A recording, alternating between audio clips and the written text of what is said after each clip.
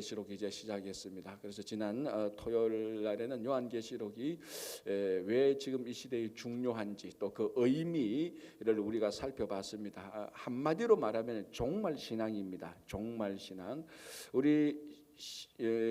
우리가 신앙생활하는 데 있어서 종말에 대한 확신을 가지면은 이 세상에 대한 어떤 두려움도 없고 어떤 부러움도 없습니다. 이 종말 신앙에서는 하나님 나라에 대한 확신 아닙니까? 영원한 생명에 대한 확신.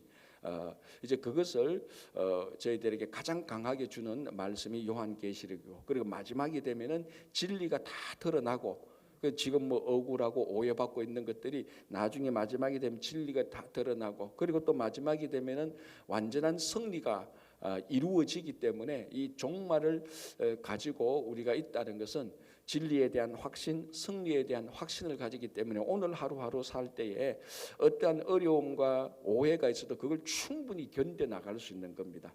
그래서 우리나라도 일제시대 때 요한계시록 말씀을 교회에서 가장 많이 강해를 했고 가장 많이 읽었던 책이었고, 또 이 요한계시록에 나오는, 이제 앞으로 계속해서 보겠지만 요한계시록에 나오는 이 실제적인 세상의 악, 실제적인 세상의 악이 이 로마 제국이라는 이런 것들을 통해서 실제로 나타나거든요. 그러니까 어떤 한 나라나 어떤 강한 사람이 약한 사람을 막 압제하고 핍박하고 이 사람을 막 선동하고 할 때 이게 당하는 이 약한 사람이 그 시대를 어떻게 견딜까? 그 어려움, 그 환난과 핍박을 어떻게 견딜까? 이제 그걸 잘 견딜 수 있도록 또 잘 견딜 수 있도록 위로해주고 잘 견딜 수 있는 이유를 설명하는 책이 바로 요한계시록입니다. 이제 그렇게 되면은 마지막을 보여주지 않습니까? 야, 네 마지막에는 승리한다.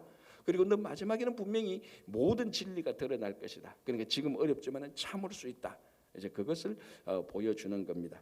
자, 다시 한번 보겠습니다. 1절, 예수 그리스도의 계시라. 자, 이 계시는 하나님이 우리들에게 보여주는 것입니다. 우리가 뭐 돌을 닦아서 알고 깨치는 거 아니라겠습니다. 주체가 하나님이고 우리들에게 보여주시는데, 오늘날은 이 성령께서 성경을 통하여서 우리들에게 하나님의 진리를 보여주시는 겁니다. 그렇죠? 자, 이는 하나님이 그에게 주사 반드시 속히 일어날 일. 제가 그랬죠. 꼭 갑자기 일어난다 그래서 그 갑자기 일어난다, 도둑같이 온다라고 얘기했고요. 반드시 속히 일어날 일을 그 종들에게 보이시려고 그의 천사를 그 종 요한에게 보내어 알게 하려 하신 것이라. 요한은 하나님의 말씀과 예수 그리스도의 증거, 곧 자기가 본 것을 다 증언하였느니라. 이제 밤모섬에서 이 본 요한계시록에 다 증언했다. 이제 이렇게 얘기를 하고 있는 것입니다. 자, 여기서 이제 이 계시가 실제적으로 어떻게 왔는가 하면요, 하나님이 예수 그리스도를 통해서 오고, 이제 여기 이제 3절 4절 이렇게 보면 하나님이 예수 그리스도를 통해서, 예수 그리스도를 통한 계시가 천사를 통해서 사도 요한을 통해서 일곱 교회로 가는 겁니다. 그러니까 지금 이 요한계시록을 보면은 사도 요한이 일곱 교회에 말씀을 주지 않습니까? 그러니까 요한계시록을 그 당시에 실제로 받는 수신자라 그러죠. 수신자는 누구였는가 하면은 소아시아에 있는 일곱 교회였습니다. 강 목사님 한번 지도 한번 보여주실래요? 소아시아에 있는 일곱 교회. 제가 지난 주일날 또 얼핏 보여줬습니다. 지난 주일날 때 얼핏 보여줬는 게 뭔가 하면은 사도 요한이 밤모섬에 있었습니다. 그죠? 밤모섬에서 그 소아시아를 쭉 보면은 거기에 이제 일곱 교회가 딱 보이는데, 가장 직선으로 보이는 게 에베소 교회였습니다. 이제 저기도 보면 일곱 교회가 나오죠. 일곱 교회가 이제 에베소부터 쭉 나오는데, 이제 사도 요한은 그 대륙을 바라보는 밤모섬에 떨어져 있습니다. 거기서 유배당했죠. 이제 오늘 여기다 보면은 자, 9절을 보시기 바랍니다. 본문 9절을 보면 이렇게 되어 있습니다. 나 요한은 너희 형제요 예수의 환난과 나라와 참음에 동참하는 자라. 하나님의 말씀과 예수를 증언하였으므로 말미암아 밤모라 하는 섬에 있었더니, 그 밤모라는 섬에 있었다는 거죠. 거기에 귀양 갔습니다. 유배되었죠. 왜? 복음을 전하다가 밤모섬인데, 그 밤모섬에서 쭉 보면은 그 소아시아 대륙이 다 이제 뭐 시력적으로 보이지는 않죠. 멀리 떨어졌으니까. 하지만 보는 방향이 다 저기 이제 뭐 에베소 있고 다 그 나라입니다. 그래서 이제 소아시아는 바로 밤모섬에서 볼 수 있는 그 일곱 지역에 있는 교회에게 보낸 것입니다. 이제 그게 바로 이 요한계시록의 수신자인데, 그래서 이 계시가 하나님께서 그리스도를 통해서 천사를 통해서 그다음에 요한에게 통했고 요한에서 일곱 교회로 가는 겁니다. 그게 이제 실제적인 계시의 실체가 바로 이 요한계시록이라는 이 성경책이죠. 자, 그러면은 사도 요한이 어떤 요한계시록을 이 일곱 교회가 그걸 읽으면서 계시를 어떻게 보느냐, 이 성경을 볼 때에 성령께서 감동이 주는 겁니다. 그래서 계시가 전달되는 거죠.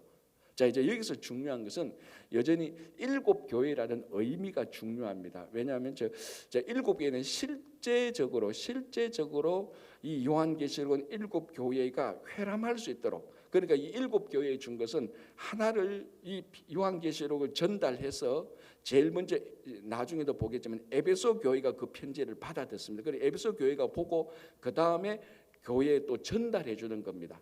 또 두 번째 교회는 보고 그걸 또 전달해주고, 그러니까 이렇게 일곱 교회가 다 회람한다 그러죠. 우리 한국말로 회람한다, 돌려가면서 보는 겁니다. 그래서 일곱 교회에 실제적으로 일곱 교회가 이 요한계시록을 회람해서 볼 수 있도록 이 요한계시록을 기록한 것입니다. 자, 이제 요한계시록을 볼 때 중요한 것은 어떤 다른 책보다 요한계시록의 가장 큰 특징 중에 하나가 상징이 있다는 겁니다. 상징. 이게 특별히 가장 많이 나오는 상징이 숫자의 상징입니다. 숫자의 상징. 그래서 요한계시록에 나오는 숫자는 실제적인 숫자의 크기, 실제적인 숫자의 개수, 그것을 의미할 때도 있지만은 그것에만 얽매이면은 요한계시록은 굉장히 위험한 책이 되는 겁니다. 그래서 요한계시록에서는 반드시 이 상징을 정말 하나님께서 준 원래의 의미대로 볼 줄 알아야 되는 겁니다. 그래서 이제 요한계시록에 대해서 좀 논란이 생길 수가 있는 것이죠. 그래서 요한계시록에 나타난 3이라는 숫자의 의미, 제가 지난주에도 말했지만 14만 4천이라는 숫자의 의미, 그러니까 상징하는 의미, 그리고 이 7이라는 숫자, 일곱 교회지 않습니까? 첫 번째는 일곱 교회에 줬지만 7이라는 숫자는 모든이라는 의미가 있습니다. 자, 유대인들은요 특별히 이 숫자에 대해서 의미가 있는데, 그래서 제가 나중에도 이걸 또 보겠지만 유대인들은 자기들의 히브리어 글자가 있지 않습니까? 그 글자의 스펠링 하나하나에 숫자의 의미가 있습니다.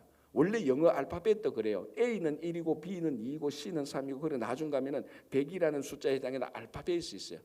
그래서 이게 어떻게 사용되는가 하면은 666이라는 게 바로 여기서 나오는 겁니다.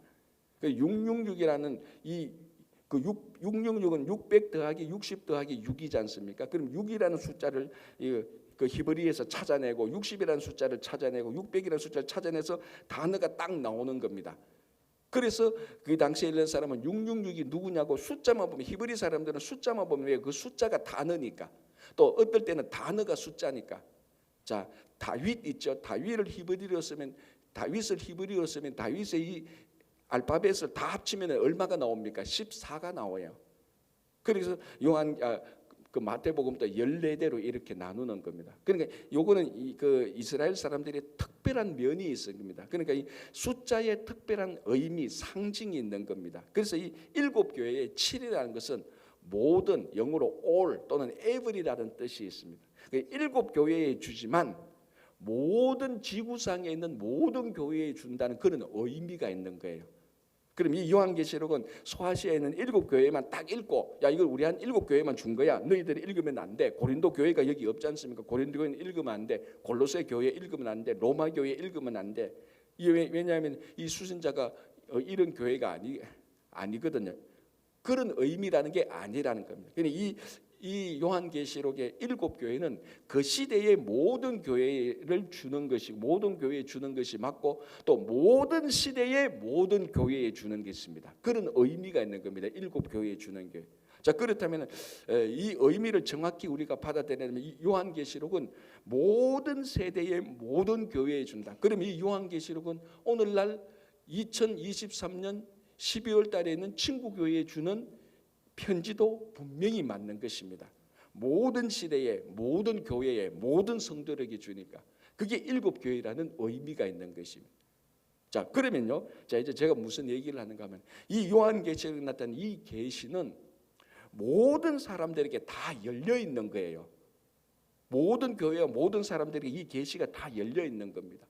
그래서 성령께서 역사하실 때 자기의 진실한 마음과 순수한 마음으로 하나님 성령을 사모하고 성령을 영접하는, 성령께서 우리 마음을 감동시킬 때 그 감동에 되는 모든 사람, 모든 교회는 이 계시를 볼 수 있는 겁니다. 그 계시를 본다니까 갑자기 하늘이 열리고 그게 아니고 이 요한계시록에 나타난 의미를 알게 되는 것이죠. 이게 지금 요한계시록을 통하여서 모든 시대의 모든 교회에 주는 계시의 진짜 의미입니다. 자, 그러면은 우리가 지금 계시를 다 받을 수 있죠. 요한계시록을 통하여서 성령께서 역사하시니까. 그러니까 오늘 제가 여러분들에게 이 요한계시록을 말씀하고 여러분들이 듣는 이 순간에 우리들이 다 성령께서 하나님께서 역사하시는 그 마음을 받으면 지금 우리들에게 듣는 이 말이 계시로 다 오는 것입니다. 자, 이제 그래서 중요한 것은 지금 이제 또 하려는 게 요 부분을 이단들이 살짝 뒤집어 엎는 겁니다. 자, 7교회에 요한계시록을 다 줘서 다 알도록 했는데 성령께서 역사하셔서 다 알도록 했는데 자, 여기 한번 볼까요? 이제 그래서 7교회에 이제 주는데요. 7교회에 다 이런 말씀이 있습니다. 마지막에 자, 2장 7절을 보시기 바랍니다. 2장 7절 귀 있는 자는 성령이 교회들에게 하시는 말씀을 들을지어다. 이게 에베소 교회의 마지막에 주는 그 메시지를 할 때 이렇거든요.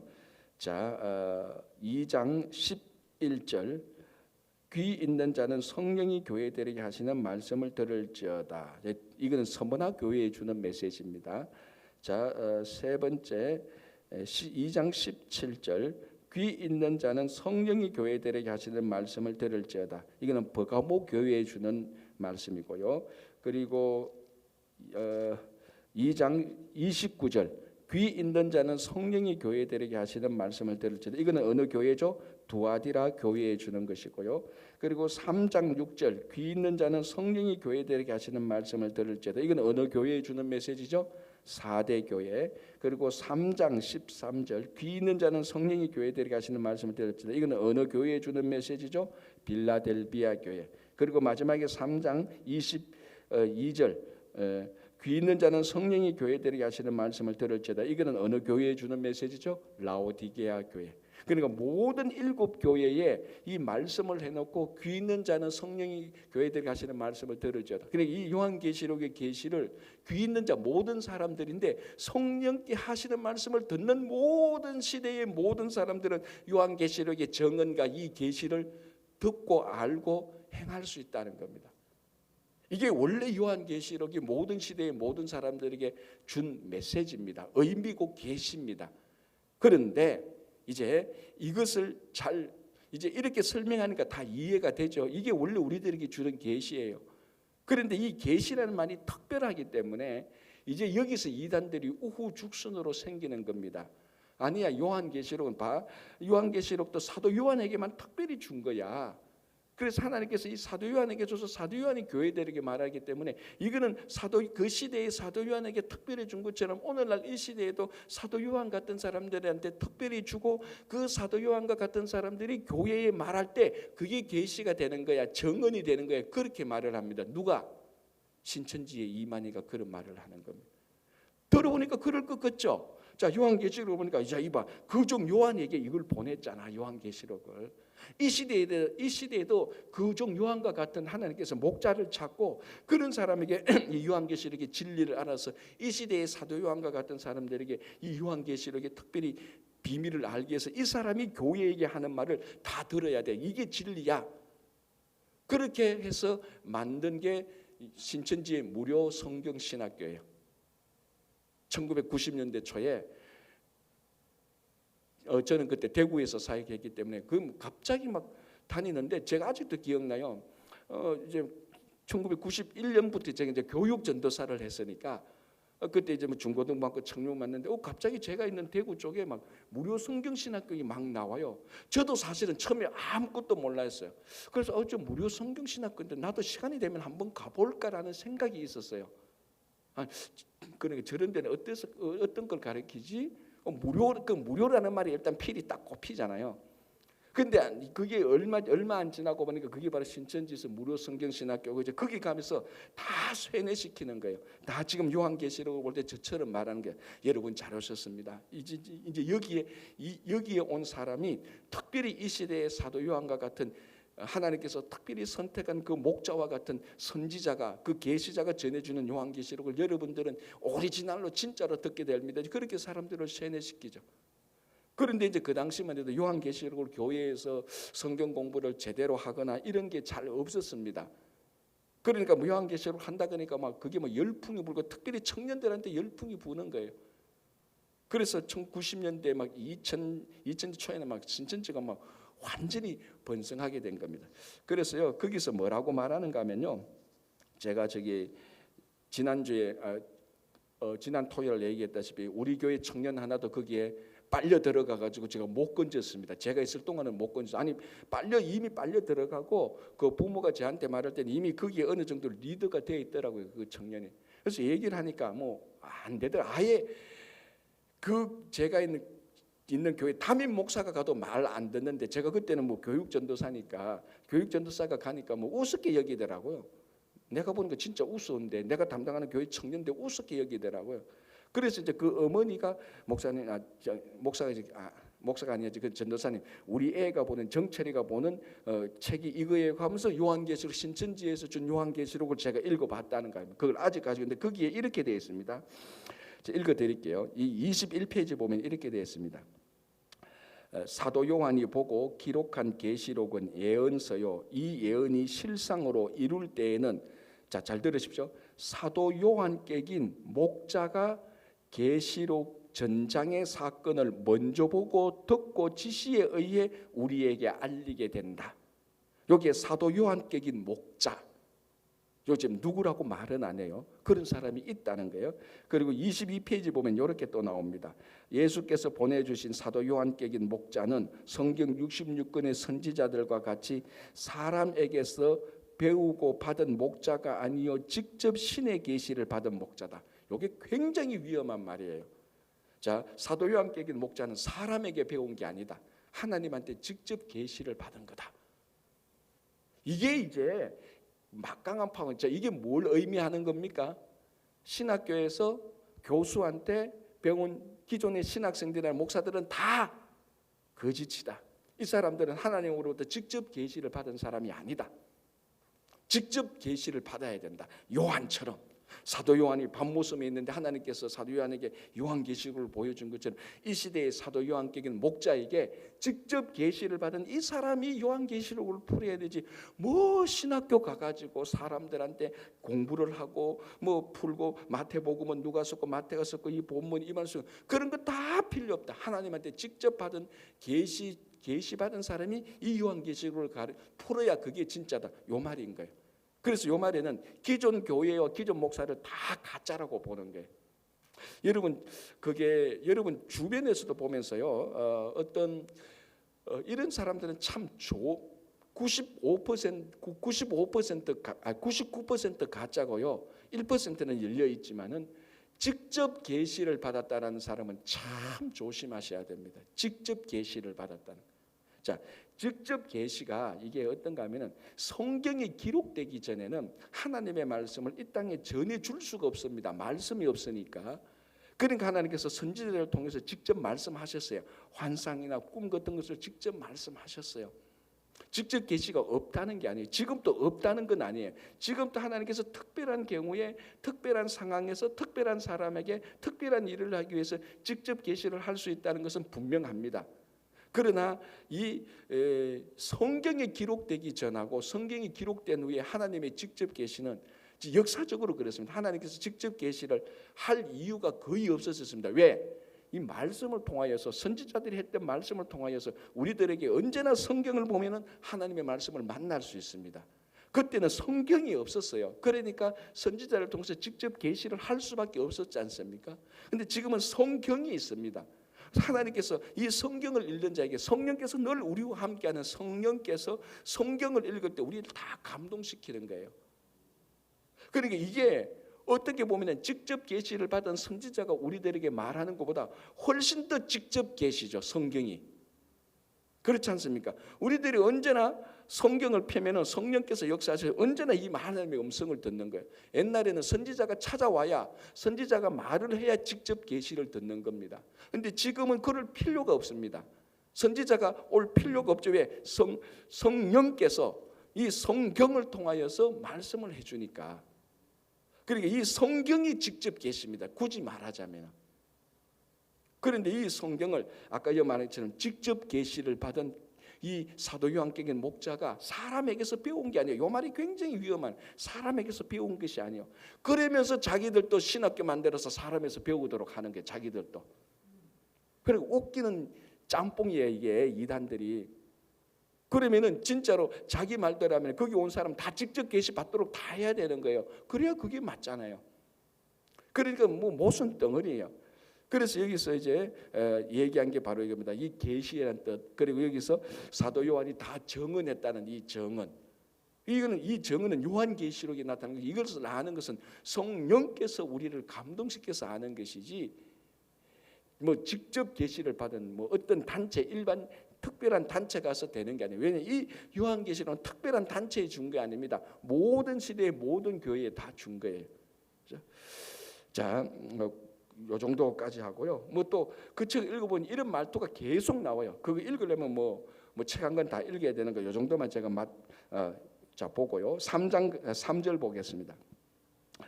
이 예언의 말씀을 구체적으로 말하면 요한계시록입니다. 왜냐하면 그 당시에는 요한계시록이 두루마리에 써서 줬으니까. 아니면 또 다른 책들 이런 것들을 볼 수 있는데요.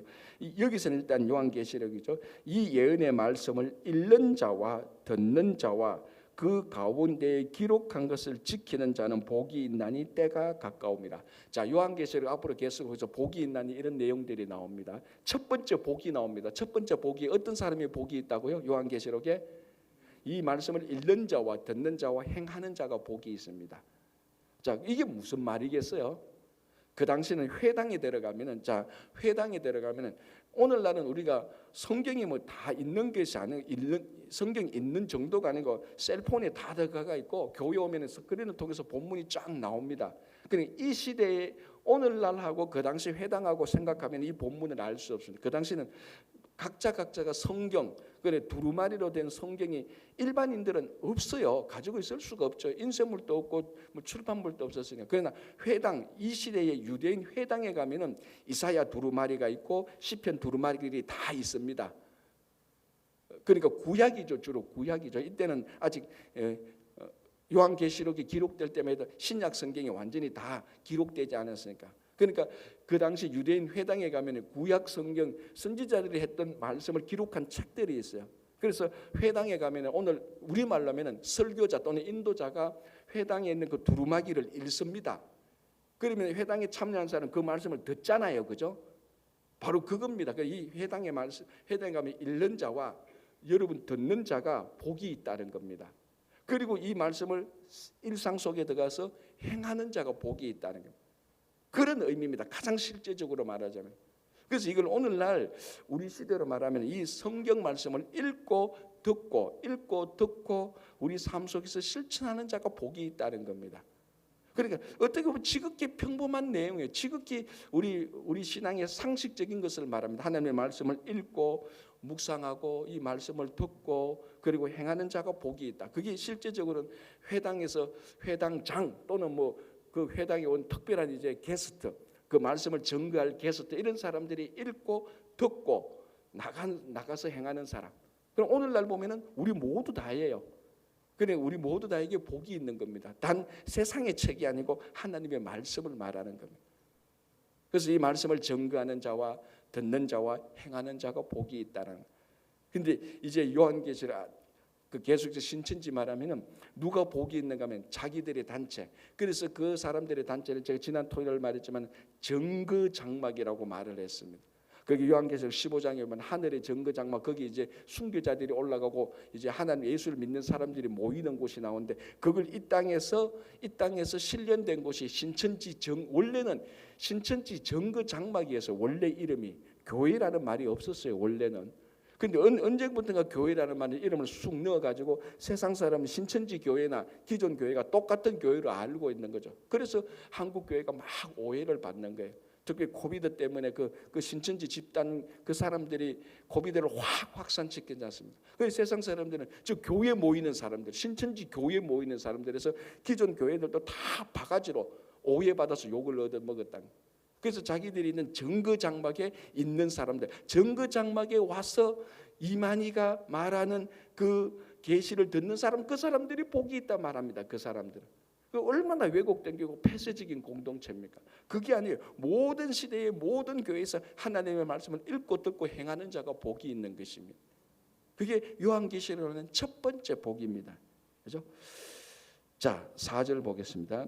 요한은 아시아에 있는 7 교회에 편지하노니, 아까 본 것처럼 아시아에 있는 7 교회가 수신자입니다. 7 교회에 편지하노니 이제도 계시고 전에도 계셨고 장차 오실 이와 그의 보좌 앞에 있는 7 영과 또 충성된 정인으로 죽은 자들 가운데에서 먼저 나시고 땅의 임금들의 머리가 되신 예수 그리스도로 말미암아. 자, 4절 5절에 성부 성자 성령이 다 나타나시죠? 파악했습니까? 자, 다시 볼게요. 4절 이제도 계시고 전에도 계셨고 장차 오실 이. 이게 이제 예수님이기도 하지만은 하나님의 다른 이름이기도 합니다. 이게 예수님이기도 하지만은 이제도 계시고 전에도 계시고 장차 오실 이, 미래에 있는 분. 이게 출애굽기 3장 14절에 내가 스스로 있는 자라는 하나님의 이름하고 똑같은 게 이게. 그러니까 그게 여호와 아닙니까? 여호와. 모세가 하나님을 만났을 때 하나님의 이름이 무엇입니까? 라고 말하니까 우리말로 하면 내가 무슨 이름이 있냐? 하나님이 무슨 이름이 있습니까? 사실은. 그래서 굳이 준 것이 나는 스스로 있는 자다라고 말을 했습니다. 그 뜻이 히브리어에 스스로 있는 자가 영원에도 있었고 지금도 있고 영원까지 있는다. 그 하나님의 뜻입니다. 이제 그걸 또 예수님처럼 표현한 거죠. 오실 리처럼. 그래서 이건 하나님의 속성, 하나님의 이름이 나타나는 거예요. 이제도 계셨고 영원 전부터 계셨고 지금도 우리와 함께하고 영원도 함께하고.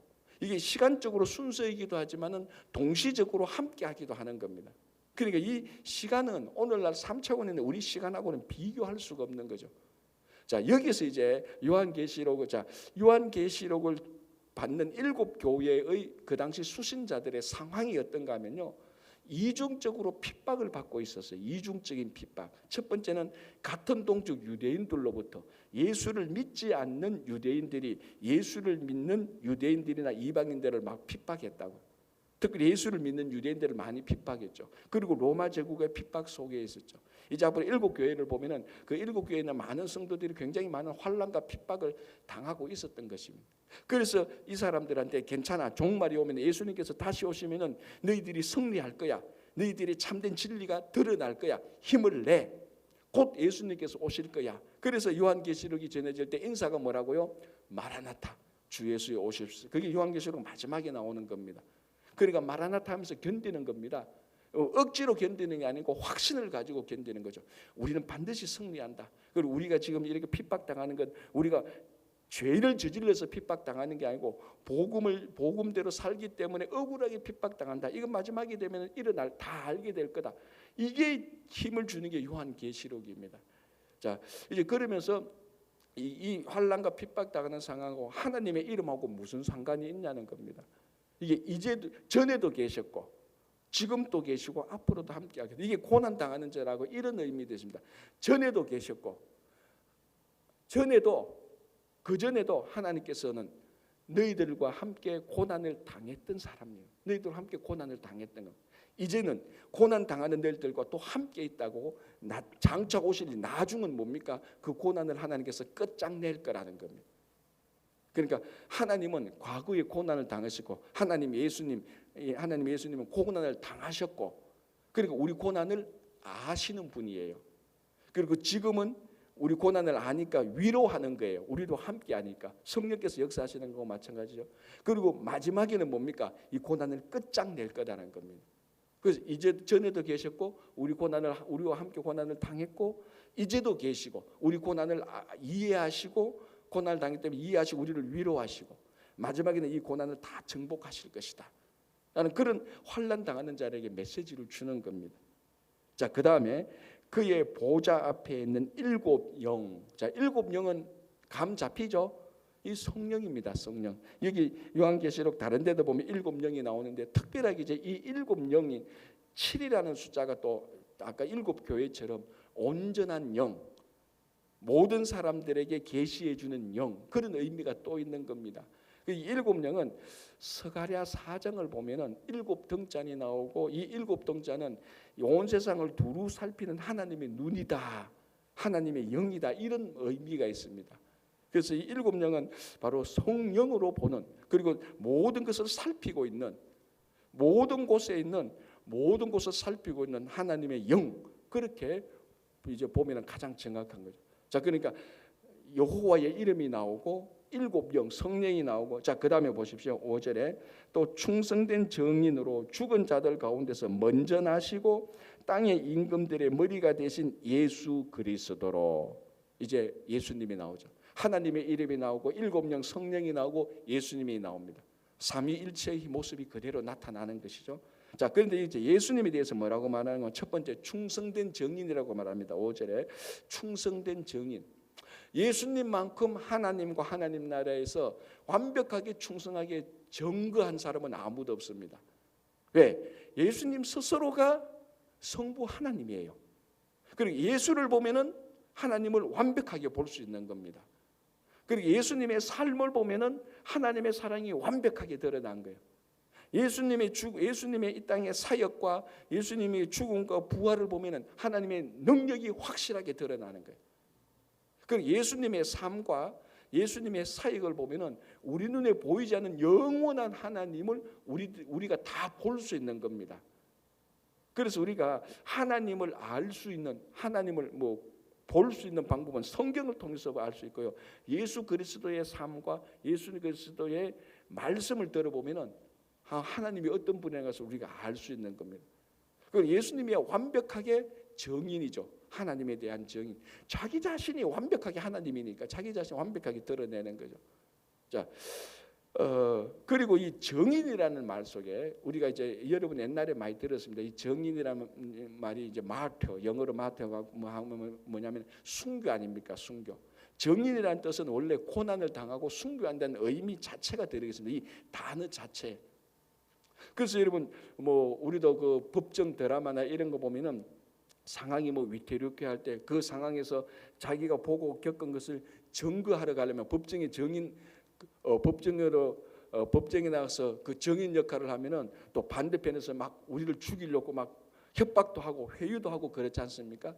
그러니까 어떤 진실을 증거한다는 것에는 어떤 고난과 마지막까지는 순교할 각오가 뒤에 배어 있는 겁니다.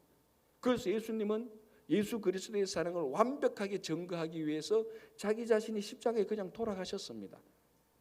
완벽하게 고난을 당하신 거예요. 완벽하게 순교를 하신 거예요. 이게 정인의 모습이에요. 그래서 우리가 살아가면서 예수 그리스도의 정인으로 살아갈 때는 오해가 있고 무시당하는 것이 있고 환난과 핍박이 있는 것이, 그게 진짜 정인의 삶이에요. 제가 늘 말씀드리지만 여러분들이 지금까지 살아오시면서 신앙생활하면서 내가 봉사하고 섬기면서 왜 내만 해야 돼? 왜 저 사람은 안 해? 내가 이렇게 열심히 했는데 왜 사람들은 날 오해해?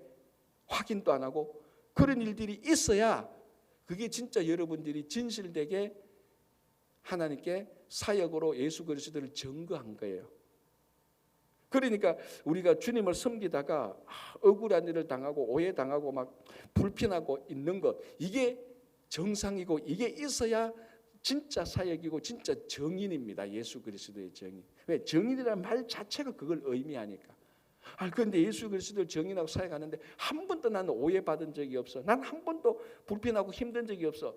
그러면은 그거는 좀 생각해 봐야 됩니다. 물론 하나님께서 은혜를 주시고 우리가 복음을 전가할 때 기쁨을 주십니다. 그러나 기쁨도 아무 일이 없는 가운데 기쁨이 아니고 환난 가운데 기쁨이에요. 고난 가운데 기쁨이에요. 불편한 가운데 기쁨이고요. 사람들이 무시하고 오해하는 그 가운데 기쁨이에요. 그래서 이 정인 또는 정언, 정거라는 의미가 그런 게 다 들어가 있습니다. 예수 그리스도가 완벽하게 충성된 정인이죠. 자, 그 다음에 죽은 자들 가운데서 먼저 나시고, 이건 바울이 말했던 뭡니까? 부활의 첫 열매죠. 이미 여기서 부활하신 예수 그리스도를 증거하고 있습니다. 자, 그 다음에 땅의 임금들의 머리가 되신 예수 그리스도. 땅의 임금들의 머리가 되신. 이거 듣기에 따라서 굉장히 위험한 말이죠. 왜? 땅의 임금들의 머리는 누굽니까? 로마 황제죠 지금. 그런데 거기에다가 예수 그리스도를 땅의 임금들의 머리라고 말을 하는 거예요. 그러니까 이 로마 제국의 관료들이 이 부분을 딱 읽었다 그러면 정치적으로 해석한다면은 이게 뭐야? 반역자도 이런 반역자가 없어요. 뭐 땅의 임금들의 머리가 된다고? 속국에 그러니까 로마 제국이 있고 로마 황제가 있고 속국들이 있지 않습니까? 이 속국들이 지역적인 왕이나 뭐 그래서 우리 성경에 분봉왕 이런 사람들이 있지 않습니까? 이런 임금들의 머리가 된 것은 로마 황제예요. 로마 황제가 밑에 속주의 왕을 다 다스리고 있는 그 시스템이라고. 그런데 그 표현이 여기 그대로 들어오는 겁니다. 땅의 모든 임금들의 머리다. 누가? 로마 황제가 아니라는 거예요. 예수 그리스도라는 거예요. 듣기에 따라서는 굉장히 정치적으로 반역적으로 위험한 말이 들릴 수가 있습니다. 정치적으로. 그래서 요한계시록은 어떻게 보면 로마 제국 굉장히 로마 제국으로 볼 때는 불온 금수로 해야 될 책이 맞아요. 로마 제국이 볼 때는. 이미 여기에서 그런 의미가 있습니다. 이 땅의 진짜 왕은 로마 황제가 아니다. 예수 그리스도라는 겁니다. 어마어마한 선포죠. 어마어마한 선포죠. 그러나 이건 아셔야 돼요. 요한계시록이 이 책을 통해서 백성들을 선동해서 군사를 꾸려가지고 반체제 단체를 만들어서 로마 제국 항쟁하자 그런 의미가 전혀 아니에요. 자, 그 다음에 구절에 나오는 거예요. 자, 보십시오. 임금들의 머리가 되신 예수 그리스도를 말미암아 은혜와 평강이 너희에게 있기를 원하노라. 우리를 사랑하사 그의 피로 우리 죄에서 우리를 해방하시고. 명백하게 예수님의 사역이 나오는 겁니다. 사역이 뭡니까? 우리 죄에서 우리를 해방하는 것이지 로마 제국에서 이스라엘 백성들을 해방하는 게 아니라는 거예요. 그럼에도 불구하고 예수 그리스도는 이 땅의 모든 땅의 왕 중의 왕이죠. 이 왕 중의 왕이는 정치적인 왕이나 통치를 해서 대통령이나 권자에 잡아서 그런 왕이 아니고 그런 왕보다 훨씬 더 뛰어난 진짜의 왕이라는 겁니다. 그럼에도 불구하고 세상 정치를 어떤 세상 정치에 관여해서 반역을 일으키고 혁명을 하고 선동하고 그런 것은 전혀 아닙니다. 어떻게? 우리를 모든 죄에서 구원하시는 구원자로서 세상의 모든 임금들의 머리가 되시는 것입니다. 그래서 지금 그리고 예수 그리스도는 누구라는 것을 명백하게 말하고 있습니다. 예수 그리스도는 우리를 죄에서 해방시킨, 죄에서 자유케 하신 구원자입니다. 이제 그 구원자가 종말에 어떻게 또 계속해서 역사의 주인이 되는가는 요한계시록을 통해서 앞으로 계속해서 또 일어나는 겁니다. 이게 서론인데요. 이 서론에 나타난 하나님, 예수님, 성령 이런 것들이 굉장히 중요한 신앙의 고백입니다. 오늘 우리 여기까지 보고요. 내일부터 6절부터 또 다시 보겠습니다. 기도하겠습니다. 하나님 아버지 감사합니다. 오늘도 이 시간에 요한계시록을 통해서 또 함께 말씀을 듣고 함께 말씀을 전하고 읽음으로 말미암아 성령께서 우리 각자에게 주시는 하나님의 음성을 다 들을 수 있도록 인도하여 주시옵소서. 주님, 이 요한계시록을 통하여서 우리가 이 세상 끝에 이 종말 끝에 이 종말을 두려워하지 않고 주님께서 오실 날을 늘 잘 준비하는 성도가 될 수 있도록 도와주시옵소서. 그래서 우리가 이 세상을 두려워하거나 이 세상을 부러워하지 않도록 우리들에게 확신한 말씀 위에 굳게 선 신앙을 허락하여 주시옵소서. 주님, 교회에 여러 사역들이 있습니다. 이제 다음 주에 있을 공동의회를 통하여서 하나님 기뻐하시는 일꾼이 잘 선출될 수 있도록 인도해 주시고 또 이 성탄과 연말을 맞이하여서 아버지 하나님 또 하나님의 은혜 가운데서 이 마지막을 잘 정리하고 성탄을 맞이할 수 있도록 도와주시옵소서. 또 내년부터 시작될 영어 11시 영어 예배위에도 함께해 주시고 또 새롭게 한 해를 맞이하면서 하나님께서 우리에게 주시는 은혜와 평강을 사모하면서 주님의 일을 잘할 수 있도록 저희 마음을 또 하나님께서 감동시켜 주시옵소서. 우리 모든 가정과 자녀들과 교회 어르신들 위해 주님의 큰 은혜를 더하여 주시고 늘 기쁨과 즐거움 속에서 살아갈 수 있도록 도와주시옵소서. 감사하오며 예수님의 이름으로 기도합니다. 아멘. 자, 이렇게 기도하시고